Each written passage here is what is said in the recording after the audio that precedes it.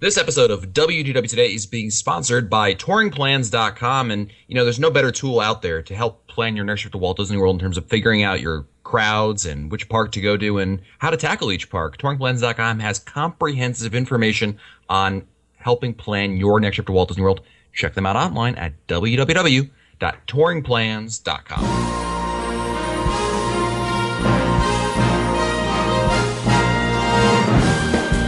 Bringing the world to your world, this is Walt Disney World Today. Here are Mike Scopa, Len Testa, Mike Newell, and your host, Matt Hochberg. It's Monday, October 18th, 2010, and this is episode 787 of WDW Today. I'm Matt Hochberg of StudioCentral.com. Joining me on today's show is Mike Scopa, a senior feature writer and blogger for allears.net. Welcome, Mike. We'll throw in floor mats absolutely free. Why? Because I'm crazy. Crazy Larry. Space Mountain. Right. Crazy. Call me up before they lock me up. Huh? Yeah, that was nice. That was nice. Can be heard, and it can also be heard on Mouse World Radio. Mouse World Radio, that's how I know it. Crazy Larry. Mouse World Radio 1, man. Whenever I use the Mouse World Radio 1 app. Yeah. If I may make one comment on that, if you ever have to run to Mouse World Radio Run and you get in that loop right there, you alternate between laughing hysterically and wishing for a song. Because some of the jokes are so bad they're funny. Yeah. That's the same guy that does the voice from Roger Rabbit, believe it or not. Oh yeah, really? Yep, Crazy Larry is the same actor. Good old Crazy Larry. Also joining us on today's show is Mike Newell of Mouse World Radio. Welcome to the show, Mike. I remember Crazy Eddie when I was a kid. Not so much Crazy Larry. Eddie. Yeah, they all selling electronics up in Northeast, and right. I think he went to jail for tax evasion. Yeah, that's how they all go. Stu Leonard, yeah. Crazy Eddie. Stu Leonard, yeah, he was a thief too. Yeah. Oh yeah, he's been in jail for a long time. Stu Leonard. Stu Leonard, yeah, you didn't know that? No, I had no idea. Oh, he went away for a long. Just for tax evasion? Was he Al Capone? Yeah, really. Although, who would have figured Crazy Eddie with a name like Crazy Eddie, you'd go away for jail? Well, his prices were insane. Also joining us on today's show is Len Testa, co-author of The Unofficial Guide to Walt Disney World. Welcome to the show, Len. How's it going, man? Outstanding. Also joining us on today's show is the fabulous Annette Owens, a manager of customer relations and group services for MEI and Mouse Fan Travel. Welcome to the show, Annette. Hey, it's a full house tonight. Woo! Woo! Woo! And also joining us on today's show is our special guest, Van from the Netcot podcast, sort of, if it's still around. Hi, Van. Ouch. Right off the bat. You know you're going to get killed with questions after this show. You know that. I know. No, hey, it's good to be here. Thanks for inviting me. Hey, anytime. We're glad your parole officer could let you go for a little while. Oh, that's where I was you've going to say been. you're rattling off a list of people that did tax evasion. I'm like, well, that's where I've been the last few months. So, you're in good company. Nice. Crazy Eddie. I feared you're skipping rehab like Lindsay Lohan, going out to get a Coke. Lindsay and I are good. Never coming back. Now, let's see those fingernails, man. But seriously, who wants to be judged by what they did in their early 20s? Not me. No rocks being thrown tonight. Well, on today's show, we're going to be talking about daytime versus nighttime in Walt Disney World and the differences in the parks that you're going to find. And we know we were doing some discussions before the show, and Annette brought up a very important one, but we'll save that for later. It's not important for right now. The sun is up? The sun, yes. And that made a very important observation that the sun's position is slightly different. It was valid, though. Tonight's forecast, dark. Dark. But talking about daytime versus nighttime, Mike Scopa, what are some primary differences when you're touring in a park at nighttime versus the daytime that you're going to notice off the bat immediately? Well, right off the bat, the difference is the lights. The lights give that warm feeling. Oh, I'm going to be really, entertained. It's going to be really fun, and you start thinking about. I like to think about things that I can do outside that are outside.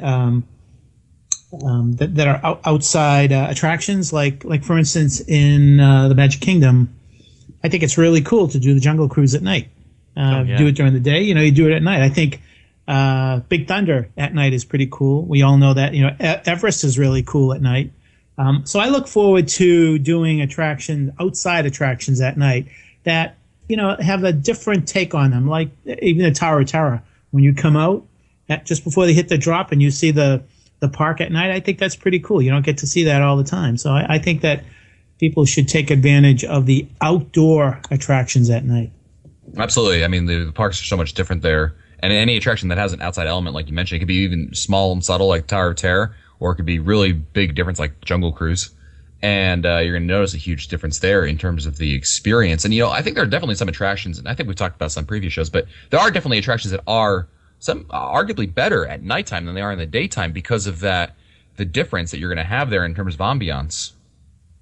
Yes, ambiance came into play there, yes.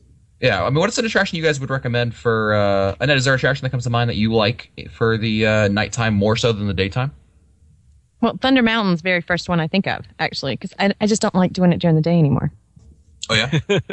I just don't. There's something about you got to have the fireworks. You got to have, I don't know. You're a hard woman to please. Jeez. You got to have the fireworks. It's got to be at night. I mean, seriously. And I got to round the corner right at the perfect moment so I can see them. But yeah. No, that's just one of my favorites at night. That's a lot to live up to. I'm just saying. Ben, what's an attraction you like at night? It's going to sound completely crazy, but Space Mountain. That's crazy. Stay with me. Stay with me on this one because I totally got this. Dude, we're indoors. Go ahead. You win the non-intuitive award for tonight. But here's the deal. So late at night, your eyes adjust to the dark, right? So that you can see things differently. And then you go on a Space Mountain, which is all completely inside, and you can see things better in Space Mountain at night than you can during the daytime. So you're saying that by being outside in the dark to begin with, it gives you an advantage because you don't have to. Your eyes are already acclimated to the dark. Completely. And I'm telling you, if you haven't tried this, you need to check it out because it's completely true. Any dark ride that is completely inside is better at night than it is during the daytime. I think Tower of Terror is actually better at night.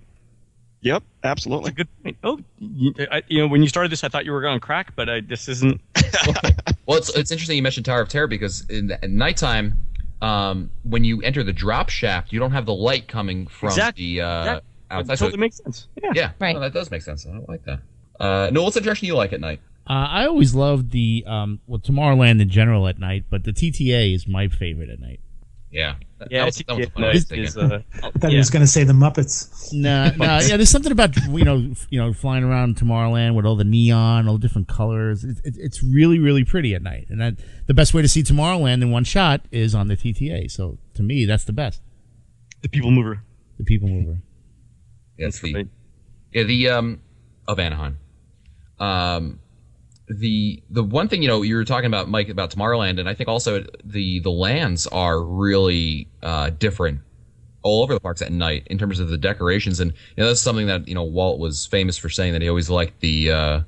There's a famous quote that I'll butcher, but so basically to paraphrase him, he was just saying that he liked the theme parks at night more so because you get to really bring out that whole different look to the parks than they do in the daytime. And I mean, I love photography at night. If you got a great camera, it's great to be able to walk around those parks. And I'm obviously a little biased towards the studios, but I love Hollywood Boulevard at nighttime. I think it really lights up really well because the neon plays so well into the buildings because it's designed to look like that. Right. And that's that one really stands out. That's right. Yeah. Because the lights are an integral part of the of Sunset Boulevard and Hollywood. Right. Exactly. Matt, I can remember one time, it was 90 or 92, I remember being in the studios and we were getting ready to watch Sorcery in the Sky. And, we'd sit down right in the middle of Hollywood Boulevard. Well, I took a walk over to the Great Movie Ride, and as I got closer, I could hear very, very melancholy. It was sort of dusk, and I could hear a very melancholy rendition of Somewhere Over the Rainbow, and it made me think that... That was me. Is that you? So sorry. Nightly. I needed a moment. Sorry, go ahead. Well, the point is that I think you tend to hear more sounds in the parks.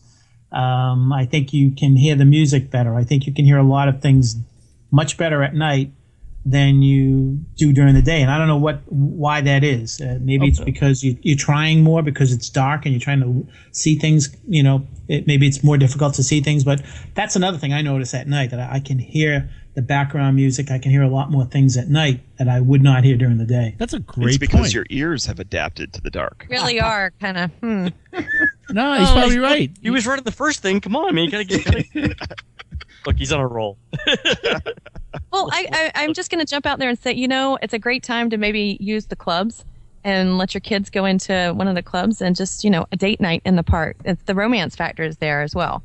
I mean, it's very cool to be able to spend some time in the park. Speaking of romance, all right, so not to go on a tangent here. But a couple weeks ago, no, that's not true. So a couple weeks ago, And speaking of ambiance, I did something that I never thought I would have done, and I never would have believed. I walked all of the All-Star resorts at night, and let me tell you, at night they are romantic. All Stars? Really? Huge plastic displays? What? Dude, I would You by yourself? Wow. I am hard to please. Wow. No, I would not have believed it unless I did it. I literally walked one into the other. There are little spots in each of the resorts that are quiet, secluded, and I'm telling you, downright romantic. There's a little picnic area at the cowboy boot end of the music resort. Nothing says romance It's like a cowboy boots. Okay, so it was 1 o'clock in the morning and there was no one out, so you may have to actually stay up until 1 o'clock in the morning. But at 1 o'clock in the morning, no one was there. It was completely quiet. The stars were out. Slight chill in the air. I'm telling you, you get a glass of wine. You find the right person. Let's put it this way. At that night, every single word in Twilight made perfect sense to me. Well, not everyone like you has Barry White on their iPod. It was fabulous. I'm telling you, it was one of the best I believe you, Len. I've ever had in a value resort. I'm telling you right now. I believe you, Len. But, it's like someone's going to call into the live show. What do you guys recommend for a date? They're like, well, also sports. Say it. You weren't there. It was great. Matt, you and I, next time. There's the I problem. think he's right, though. I mean, Generation Gap Bridge can be romantic, you know? Yeah, that's a good point about the resorts. I mean, Len brought up All Stars, which obviously evokes romance like no other resort has in the past. I will walk you through it, and that you and Matt and I will walk through it because Matt and I will be romantic, but it's not the same without a woman. What would be Annette? Let's get back to Annette. Annette, what would be some romantic spots in the parks that you? In the parks, I've said this on other shows. I love Main Street. Other anyway, shows? But there's something about walking down Main Street with the lights and the small town atmosphere. Back in the day. Right outside of the remember where they used to show movies, the Main Street Cinema? Mm-hmm. If you go out there and you go to the right, there's a little stairwell. You can pop down on those stairs and watch the parade. It's really nice and secluded. And dare I say romantic? Go ahead. Man, what is your wife like for a romance? I mean, in terms of like resorts and stuff like that, especially at night, what would be one that you think that she would recommend? There's one that she would tell you that she'd want you to bring her to, or else? Well, I haven't tried the All Stars, so that sounds like a hit. But I think There's a reason why. yeah. No, You know what? Hands down. Reunion, Annette, you and I have a date tonight. No, hands down. It Get would up be. the line. We'll start off around 11 p.m. You and me walking through this. I will convince you. Wow. I don't even know how to respond. Wow. You were saying, Van? Polynesian, absolutely. You've got the fire effects, you've got the beach there, you got the view of Magic Kingdom. I mean, that definitely is a romantic spot at night. Yeah, Polynesian at night has those torches that they light up, which is pretty cool. Nothing says romance like fire. That's right. Wooing women for over 5,000 years. I think it's so funny that he comes up with a really good one. And Fire. That's a great also, marketing slogan. Fire. Wooing women for over 5,000.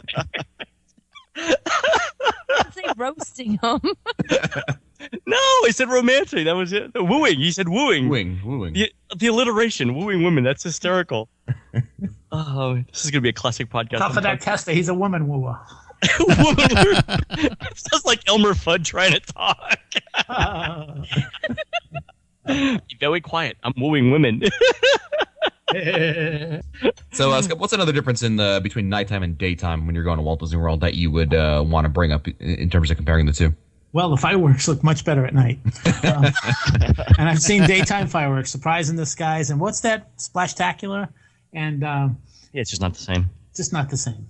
I will say, I think we can agree. I think everyone here will agree that the night parades at nighttime are superior to the daytime parades. Oh, I agree with that. Oh, Absolutely. definitely. Yeah. Yeah, even Len, you who hates all parades, would you agree? I think. Well, I don't like any of the afternoon parades, but really for me, I think it's the heat, and I just can't stand.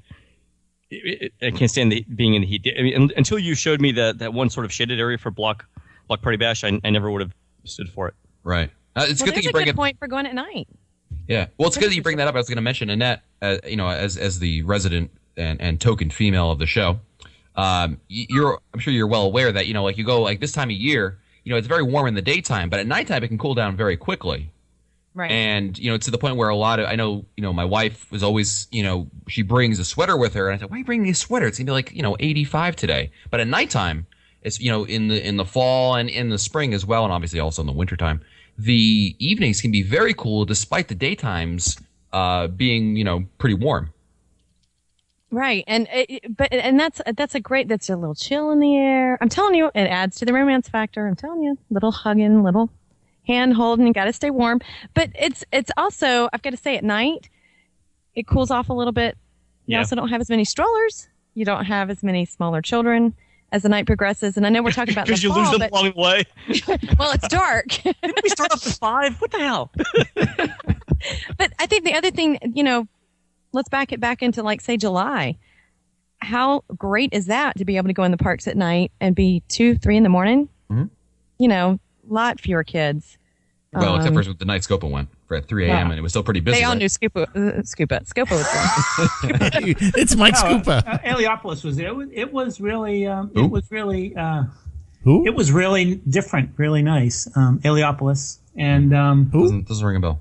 Yeah, there are some places in the parks that are special at night that are not as special during the day. I think that there are little places, for instance, right outside Star Tours, real late at night. You walk by there, you see the little flame come from the Ewoks, little nest or whatever, and you can hear them. That's on fire. Interesting. Yeah, they're on fire. Walking through Epcot Land, looking at those fiber optics through this, that someday you're going to be on your plaza somewhere, That's a good point. Really, truly, there is nothing like walking through World Showcase at night. It's great.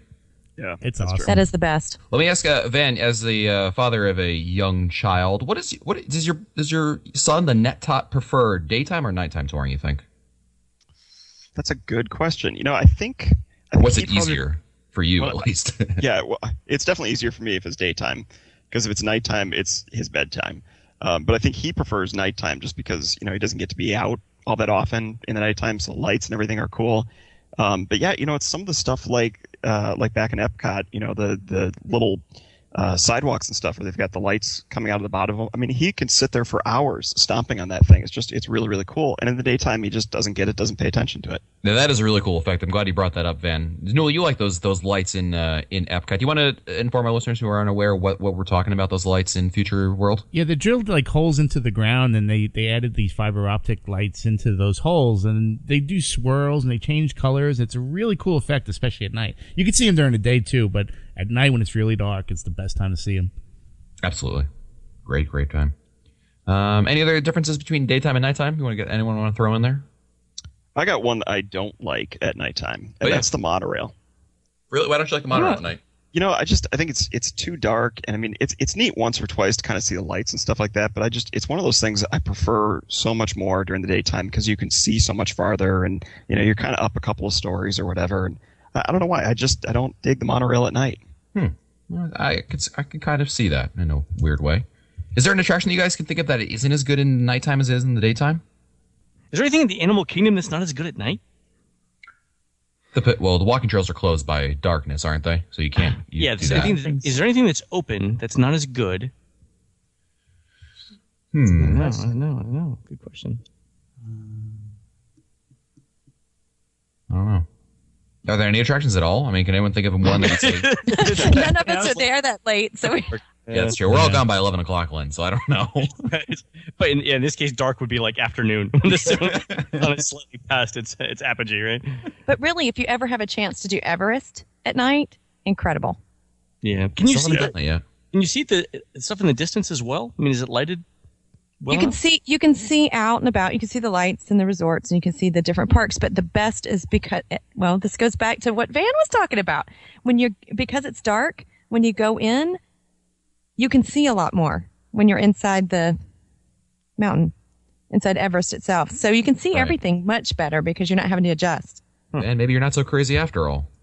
Finally, I'm glad that it took tonight to be validated. Well, it was you and it was Crazy Van and Crazy Eddie, but I guess we can't call you that anymore. That's awesome. Scope, you had one last thing? Yeah, one last thing. I just thought of this. Big difference between the parks during the day and during the parks at night. And that is specifically the last hour, last 30 minutes. Like the Emporium is just packed at night. This Mickey Mouse Gear, I mean, everything, all the shops are really packed at night. They don't seem to be that packed during the day for some reason. So if you're going to do any souvenir buying in the parks, I definitely think you should do it early on. Put them in a locker, send them to your room, whatever, but don't wait till the last minute. That's going to do it for us today. And don't forget, this episode of WDW Today has been sponsored by TouringPlans.com. And TouringPlans.com has great Walt Disney World travel planning advice, along with some news. And it's always updated constantly with up-to-date crowd developments, crowd updates. It's the home of Lines, the best crowd management software for the parks that you can check out on your variety of mobile phones. Not just the iPhone, Droid, BlackBerry, Palm, StarTAC. I mean, you name it, you can pretty much access it on there. StarTAC. Is it StarTAC compatible? Yeah, we're working on that. Oh, Henry, come on. There's only so much the man can do. It's lower on his priority list. There's a lot of StarTAC people out there, I'm telling you. Anyway, check them out online. Yet. Go ahead. Check them out online at www.touringplans.com. If you want to find our older episodes, read our show notes, or send us your comments, you can visit us online at www.wdwtoday.com. For Len Testa, Mike Scopa, Mike Newell, the fabulous Annette Owens, and Van, I'm Matt Hochberg. We'll see you on the next show. Stupid Judy, stupid energy. This has been a production of Mouse World Radio.